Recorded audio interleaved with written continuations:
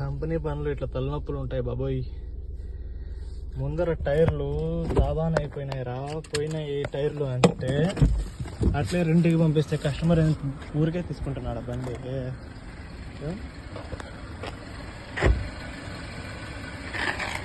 ఈ టైరు ఆ పక్కది ముందు రెండు కూడా డ్యామేజ్ అయిపోయింది, అరిగిపోయినాయి అసలు. ఇదైనా కొంచెం పర్లేదు. మా బాబాకి చెప్తే టైర్లు పోయినాయి మార్చు అంటే ఉన్నీలే ఒక నెల నడుస్తాయి ఇప్పుడేం ప్రాబ్లం లేదు అన్నాడు. ఇప్పుడు కస్టమర్కి తీసుకొని వచ్చిన కాంట్రాక్ట్ చేసుకొని, కస్టమరు లేడీ కస్టమర్ అన్నమాట.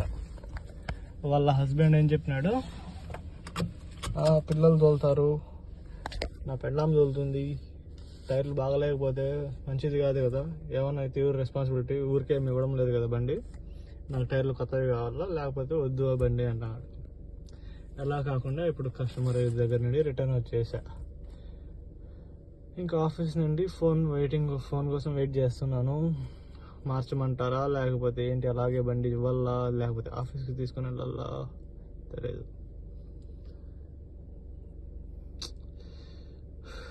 డబ్బులు డబ్బులు డబ్బులు. ఏమి రెంట్కి ఎంత, దీనికి రెంటు పర్ డే వచ్చి 6.5 KD పడుతుంది అనమాట. నియర్లీ 200 KD, 200 మంత్కి. మన ఆఫీస్కి వచ్చేది 180. ఆ కస్టమర్ని మనకి లింక్ చేసిన దానికి కమిషన్ వాళ్ళకి బ్యాలెన్స్ అమౌంట్ అనమాట.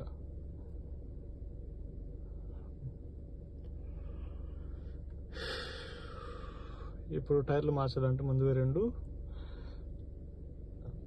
45 KD దాకా వస్తుంది.